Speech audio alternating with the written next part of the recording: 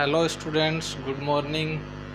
Welcome to all of you in the online class of social study provided by Rajasthan academy जो students अपना topic चल रहा था electoral politics का, चुनावी राजनीति का। उसमें हम पढ़ रहे थे system of election in India. India में इलेक्शन का जो सिस्टम है उसकी स्टडी हमें कर रहे थे।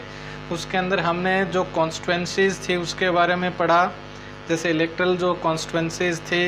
दूसरा पॉइंट हमने पढ़ा रिजर्व्ड जो कॉन्स्टिट्यूंसीज हैं उनके बारे में पढ़ा, और जो सी का हमने पढ़ा वो पढ़ा था हमने वोटर लिस्ट का। आज हम पढ़ते हैं नॉमिनेशन ऑफ कैंडिडेट्स हैं, उनके नॉमिनेशन के बारे में हम स्टडी करते हैं इस वीडियो के अंदर। तो देखिए, anyone who can be A voter can also become a candidate in election. कोई भी जो वोटर है वो इलेक्शन के अंदर क्या बन सकता है, कैंडिडेट बन सकता है। The only difference is that in order to be a candidate the minimum age is 25 years. केवल एकमात्र जो डिफरेंस है वो ये है कि कैंडिडेट होने के लिए जो मिनिमम एज है वो कितनी होनी चाहिए, 25 ईयर्स होनी चाहिए। While it is only 18 years for being a voter, जबकि वोटर होने के लिए जो मिनिमम एज है वो कितनी होनी चाहिए, आपकी 18 वर्ष होनी चाहिए। Political parties nominate their candidate who get the party symbol. Political जो पार्टी हैं एंड सपोर्ट, पॉलिटिकल पार्टी हैं वो क्या करती हैं, अपना कैंडिडेट नॉमिनेट करती हैं और उसे वो पार्टी का सिंबल देती हैं और उसका सपोर्ट करती हैं। और इसको हम क्या कह सकते हैं, parties nomination is often called party ticket. Party का जो नॉमिनेशन है ऑफनली हम उसको प्राय किस नाम से जानते हैं, पार्टी टिकट के नाम से हम उसे जानते हैं। Every person who wishes to contest an election has to fill a nomination form. प्रत्येक व्यक्ति जो चुनाव लड़ना चाहता है उसे इलेक्शन नॉमिनेशन फॉर्म होता है वो फिल करना पड़ता है, भरना पड़ता है। और and give some money as security deposit, और कुछ धन उसे सिक्योरिटी के रूप में डिपॉजिट करवाना पड़ता है, जमा करवाना पड़ता है, जिसको हम जमानत राशि के नाम से जानते हैं। रिसेंटली हाल ही में a new system of declaration has been introduced on direction from the Supreme Court. Supreme Court के निर्देशन में एक नई जो प्रक्रिया है उसकी घोषणा की गई है। Every candidate has to make a legal declaration giving full details of. प्रत्येक व्यक्ति को अपनी पूरी फुल डिटेल के रूप में डिक्लेरेशन करना पड़ता है, घोषणा करनी पड़ती है। Serious criminal cases pending against the candidate के विरोध में यदि कोई सीरियस केस है पेंडिंग है तो उसकी घोषणा उसे करनी पड़ती है। Details of the assets and liabilities of the candidate and his और हर फैमिली। उसके परिवार के पास में या उसके पास में जो भी एसेट्स जो होते हैं, यानी जो सामग्री, जो धन, चल या अचल संपत्ति जो उसके पास में होती है, उसके परिवार के पास में होती है, उसकी घोषणा उसे करनी पड़ती है। Education qualifications of the candidate के लिए एजुकेशन जो क्वालिफिकेशंस होती हैं उनकी घोषणा, उनके डॉक्यूमेंट्स भी प्रोवाइड करवाने पड़ते हैं। This information has to be made public, और ये जो सूचना है वो सार्वजनिक करनी पड़ती है। This provides an opportunity to the voters to make their decision on the basis of the information provided by the candidate. Candidate के द्वारा जो इंफॉर्मेशंस पब्लिक को प्रोवाइड करवाई जाती हैं उसके आधार पर जो वोटर होते हैं उनको अपना निर्णय लेने का क्या मिलता है, अवसर मिलता है, अपॉर्चुनिटी उसे इस बात की मिलती है कि कौन से कैंडिडेट को चुना जाए, कौन है वो पुअर सेक्शन से है कैंडिडेट या जो अपर रिच सेक्शंस हैं उनसे है। ये उसकी संपत्ति को देख करके, उसके एजुकेशन को देख करके वोटर्स के पास में अपॉर्चुनिटी होती है डिसीजन लेने की। नेक्स्ट है अपना देखो educational qualification for the candidates के लिए कुछ एजुकेशनल क्वालिफिकेशंस हैं वो भी नेसेसरी होती हैं। इन सम कंट्रीज, कुछ देशों में educational qualification is quite necessary for the voters and the candidates. कुछ कंट्रीज ऐसी हैं जहां पर वोटिंग के लिए, वोटर्स के लिए भी और कैंडिडेट्स दोनों के लिए भी एजुकेशनल क्वालिफिकेशन क्या होती है, अनिवार्य होती हैं।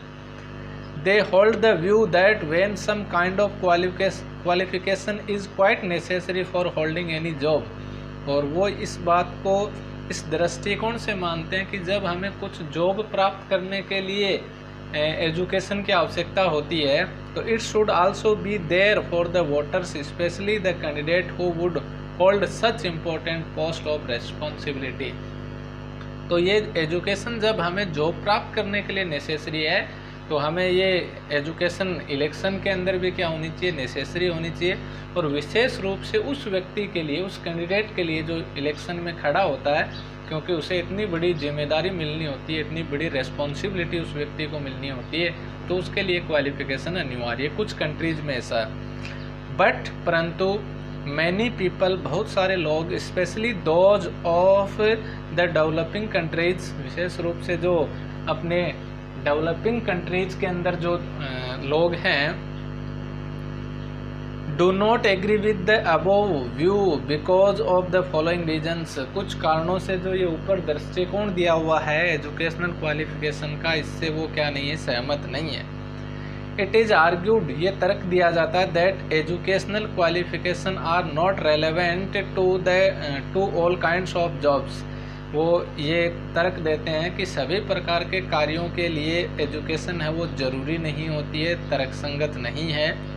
एक cricket player should be judged by his ability to play cricket and not by his qualification. जैसे क्रिकेट का प्लेयर है तो उसकी जो क्वालिटी होती है वो किसके द्वारा जज की जाती है, उसकी क्रिकेट खेलने की जो एबिलिटी है उसके माध्यम से उसे जज किया जा सकता है, एजुकेशन के माध्यम से नहीं। The voters are the best judge to choose the educated candidate or an experienced man who has the ability to understand people's concern, problems। तो वोटर्स होते हैं वो ये जज कर सकते हैं चुनने के लिए कि एजुकेटेड कैंडिडेट को चुनना है या कोई अनुभवी व्यक्ति जिसके अंदर लोगों के जो कंसर्न्स हैं, उनकी जो प्रॉब्लम्स हैं उनको समझने की शक्ति है। यदि कोई व्यक्ति लोगों के कंसर्न्स को समझता है, उनकी प्रॉब्लम को समझता है, उसके पास में अनुभव बेहतर है, तो वो एजुकेटेड से बेहतर भी क्या हो सकता है, एक पॉलिटिकल लीडर हो सकता है। It is also argued that if A graduate degree BA, BSc, BCom is made compulsory for candidates. और ये भी तर्क दिया जाता है कि यदि कोई ग्रेजुएट डिग्री कंपल्सरी की जाती है, अनिवार्य की जाती है किसी कैंडिडेट के लिए, तो क्या हो जाएगा, more than 90% of the voters would become ineligible for contesting an election। तो लगभग 90% वोटर हैं वो चुनाव लड़ने से अयोग्य हो जाएंगे, वो चुनाव नहीं लड़ सकेंगे यदि ये डिग्री कंपलसरी कर दी जाती है इलेक्शन के लिए। नेक्स्ट आपका आता है इलेक्शन कैंपेन। चुनाव अभियान जो चलाया जाता है, कैंपेन जो चलाया जाता है, वो किस प्रकार से चलाया जाता है। The main purpose of election is to give people a chance to choose the representative। मुख्य उद्देश्य इलेक्शन के अंदर लोगों को ये अवसर देना है कैंपेन के माध्यम से कि आपको कौन सा प्रतिनिधि चुनना है। The government and the policies they prefer, कि लोग कौन सी गवर्नमेंट को या कौन सी गवर्नमेंट की नीतियों को ज़्यादा महत्व देते हैं। Therefore it is necessary to have a free and open discussion.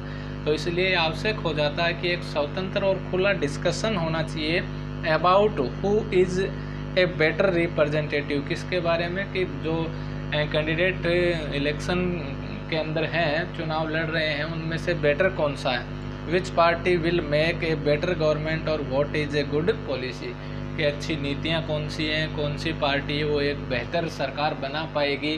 तो ये इस प्रकार का डिस्कशन करने के लिए इलेक्शन कैंपेन ज़रूरी होते हैं। इलेक्शन कैंपेन का आपका सेकंड जो पॉइंट है वो है, in our country such campaigns take place for a 2 week period between the announcement of the final list of candidates and date of polling.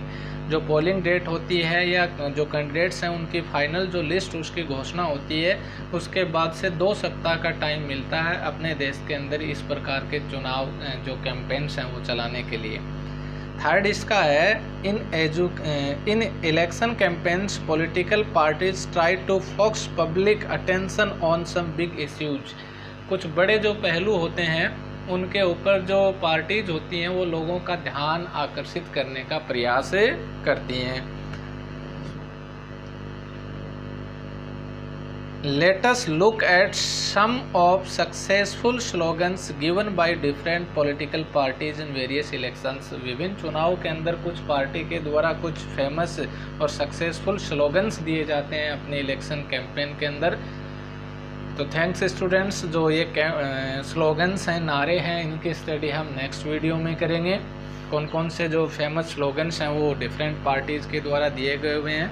Thanks.